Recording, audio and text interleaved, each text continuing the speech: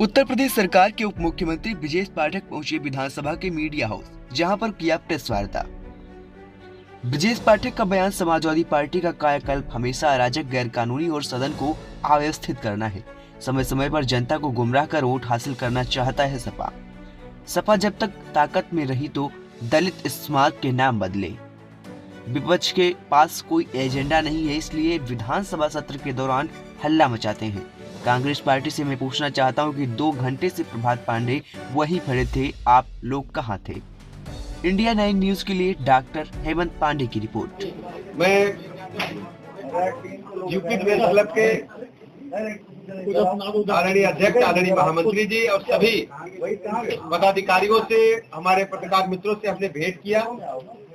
Press room में आने पर महसूस हुआ जन से विधानसभा अत्याधुनिक हो रही है, हाईटेक हो रही है। दादा नमस्ते। ऐसे ही प्रेस रूम भी अत्याधुनिक हो गया है। आप भारत के किसी भी विधानसभा में जाएंगे, ऐसी सुव्यवस्था, अच्छी व्यवस्था शायद ही आपको देखने को मिले। मैं इतने व्यवस्थित कार्य के लिए अपने विधानसभा अध्यक्ष जी का बहुत बहुत अभिनंदन करता हूं, उनका आभार प्रकट करता हूं और प्रेस से जुड़े सभी भाई बहनों का मैं बहुत बहुत बधाइयां देता हूं। ये आपकी सरकार है, आप सब भी प्रदेश की जनता के हित के लिए लगातार काम करते हैं। जाड़ा, गर्मी, बरसात, धूल, धूप, राउंड द क्लॉक लग करके जन जन की खबरों को सरकार तक पहुंचाते हैं और सरकार की नीतियों को जन जन तक पहुंचाने का काम करते हैं। मैं सभी पत्रकार मित्रों को बहुत बहुत आभार प्रकट करता हूं।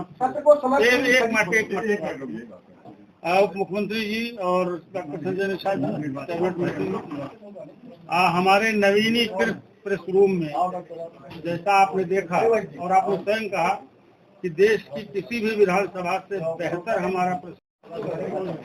समाजवादी पार्टी का जो कार्यकलाप है वो हमेशा अराजक, गैर कानूनी और सदन को अव्यवस्थित करना है। उनके पास कोई न नीति है, न कोई एजेंडा है, न कोई विचारधारा है। समय समय पर केवल जनता को गुमराह करके वोट हासिल करने के लिए अपना वो चोला बदलते रहते हैं। आज हम देख रहे थे बाबा साहब भीमराव अंबेडकर जी के बारे में वो चर्चा कर रहे थे, लेकिन मैं आप सबको याद दिला दूं, चूंकि आप सब भी गवाह हैं, जब जब सपा को ताकत मिली है, सरकार में हो रहे हैं, दलित समाज के जितने भी स्मारक थे उनके नाम बदले हैं। दलित समाज का उत्पीड़न किया है, दलित समाज को परेशान किया है। दलितों का सर्वाधिक अगर कहीं उत्पीड़न और अत्याचार हुआ है तो समाजवादी पार्टी के शासनकाल में हुआ। आप आंकड़े निकाल लीजिए। बाबा साहब भीमराव अंबेडकर जी के नाम पर मेडिकल कॉलेज कन्नौज में था, उसका नाम बदल दिया आपने। रमाबाई अंबेडकर जी के नाम पर जिला था, उसको आपने नाम बदल दिया। मान्यवर काशी राम जी के नाम पर बड़े बड़े स्मारक लखनऊ में थे, उनका आपने नाम बदला है। ये आप सब जानते हो, आपके रिकॉर्ड में होगा। दूसरा, ये जो घटना हुई थी 2 जून की गेस्ट हाउस में, दलित समाज कभी भी समाजवादी पार्टी को माफ नहीं करेगा। लाख ये चोला बदले, लाख ये नाटक करें, लाख ये बहुरूपिया बने, समाजवादी पार्टी की अराजकता को, गुंडई को दलित समाज कभी माफ नहीं करेगा, कभी स्वीकार नहीं करेगा। एक बार ऐसा लगा जैसे विधानसभा में विपक्षी कहीं नहीं। देखिए, आप जानते हैं कि विपक्ष के पास कोई नीति एजेंडा नहीं है। वो पूरी तरह से डिरेल्ड हो चुके हैं। उनको केवल सत्ता चाहिए अपने उपभोग के लिए। आप ये देखो, हम लोग भी समाज में बहुत दिनों से काम कर रहे हैं। कभी भी यदि कोई बाय द वे किसी फ्रंट की कुर्सी पर कोई घर में कोई फंक्शन होता है, 4 भाई एक साथ बैठ जाते हैं, तो उसको उठा करके बगल में बिठाया जाता है और मेहमानों को बिठा लिया जाता है या दूसरे गांव से आए लोगों को बिठा लिया जाता है। हम जब देखते हैं समाजवादी पार्टी की पार्लियामेंट्री बोर्ड की बैठक में, तो चाचा, भाई, पत्नी, भतीजे, आने वाले बच्चे, ये क्या तरीका है? लोकतंत्र का मजाक बना रखा आपने। नाम समाजवादी पार्टी का रखा है। लोहिया जी भी स्वर्ग में बैठ करके कह रहे होंगे, कैसे लोग जो मेरा नाम लेते हैं, समाजवाद से इनका कोई लेना देना नहीं। जब जब मैं फिर कहता हूं, लोकतांत्रिक संस्थाओं पर आप भी रिकॉर्ड में लीजिए, मैं रिकॉर्ड से कह रहा हूं, भारत की, उत्तर प्रदेश की लोकतांत्रिक संस्थाओं पर जब जब हमले हुए हैं, समाजवादी पार्टी आगे आई है, हल्ला बोल करके आई है। अखबार पर हमला हुआ, हम लखनऊ में गवाह हैं, आप सब भी गवाही दो। हजरतगंज में एक राष्ट्रीय अखबार पर हल्ला बोल किसने किया था? किसने किया था भारत जी? मैं तो था उसमें। मुझे अच्छी तरह याद है, समाजवादी पार्टी के लोग थे। माननीय उच्च न्यायालय पर ये सीआरपी कब से लगी है, बताओ भैया। वहाँ भी अटैक होता है इलाहाबाद में। सीआरपी कब लगी है उच्च न्यायालय में? पहले सिविल पुलिस लगती थी। ये सीआरपी तब लगी जब समाजवादी पार्टी ने हाईकोर्ट पर हमला बोल दिया। ये समाजवादी पार्टी के लोगों को लोकतांत्रिक व्यवस्था से कोई लेना देना नहीं है। केवल गुंडई, अराजकता का आचरण, वोट हासिल करना गुमराह करके प्रदेश की जनता इन्हें कभी माफ नहीं करेगी और हम जन जन तक जाएंगे। समाजवादी पार्टी की अराजकता को, गुंडई को, दलितों के अपमान का मुद्दा पूरे प्रदेश की जनता को बताएंगे कि बाबा साहब भीमराव अम्बेडकर के नाम पर बने मेडिकल कॉलेज को नाम बदल दिया आपने। मैं तो धन्यवाद देना चाहूंगा अपने मित्र सांसद बिजली चोरी करते पकड़े गए असीम अरुण का। उन्होंने मुझे पत्र लिखा कि बाबा साहब भीमराव अम्बेडकर के नाम पर मेडिकल कॉलेज था कन्नौज में, हमने नाम बदला उसका।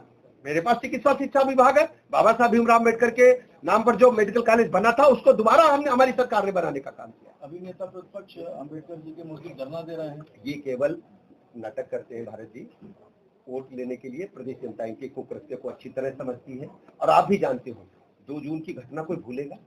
दलित समाज के लोगों को कितना उत्पीड़न इन लोगों ने किया जब जब पावर में आए हैं। और औरैया की घटना भूलेंगे जब दलित बेटी को केवल जिला पंचायत अध्यक्ष के चुनाव में आप अपहरण करके ले गए थे?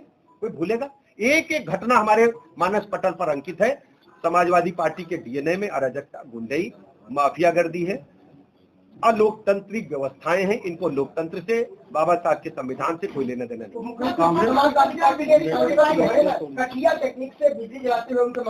देखिए ये कानून अपना काम करेगा। हमारी जिम्मेदारी है कि उत्तर प्रदेश के लोगों को सुचारू रूप से आबाद बिजली मिले और बिजली चोरी न हो। ये अधिकारी काम देखते हैं, कहीं गड़बड़ी होगी तो एफआईआर। कांग्रेस कह रही है कि जो उनके कार्यकर्ता का निधन हुआ उसकी जिम्मेदार बीजेपी है। देखिए कांग्रेस पार्टी को आप इस बारे में आप जब सवाल पूछो, वो बेटा पत्रकार का भतीजा था और पत्रकार सब मेरे भाई है। मैं पत्रकारों के बीच में कहना चाहता हूँ, मनीष पांडे जी हमें फोन किए, उन्होंने बताया कि 2 घंटे से कांग्रेस पार्टी के कार्यालय में हमारा भतीजा बेहोश पड़ा है, कोई उसे लाने वाला नहीं है। वो बेचारे गए, उसको लेके आए, हमें फोन किया, हम अस्पताल पहुंचे, वो ब्रॉड डेड पाए गए। मैं कांग्रेस पार्टी के लोगों से पूछना चाहता हूं, 2 घंटे तक आपके कार्यालय में पड़ा रहा, यदि कोई घटना दुर्घटना थी उसे फर्स्ट एड नहीं दिला सके? आप नेतागिरी करते रहे। आपकी जिम्मेदारी एक एक नागरिक की है जो आपके कार्यालय में किसी कार्य से आया है। यदि उसे कहीं कोई प्रॉब्लम होती तो अस्पताल फर्स्ट एड ले जाना चाहिए। हम सड़क के आदमी को ले जाते हैं। अगर सड़क में कोई दुर्घटना है, हम सब सामाजिक आदमी हैं, तो मानव समाज होने के नाते हम गाड़ी रोकते हैं और उस व्यक्ति को अस्पताल पहुंचाते हैं। आप फर्स्ट एड नहीं दिला सके। पूरी घटना की जांच हो रही है, पोस्टमार्टम हुआ है, बिस्तर प्रिजर्व हो गया है, जांच रिपोर्ट आएगी तो चिकित्सक संबंधित जो जांच अधिकारी है बताएंगे क्या हुआ है। लेकिन घटना की निष्पक्ष जांच होगी और जो भी दोषी होगा कड़ी कार्रवाई होगी। नौजवानों को गुमराह करके ला करके उनके साथ इस प्रकार कुकृत्य करना और फिर उल्टी बयानबाजी करना, ये ठीक नहीं है। कांग्रेस पार्टी को इसमें सोचना चाहिए और सच्चाई प्रदेश की जनता के समक्ष रखनी चाहिए।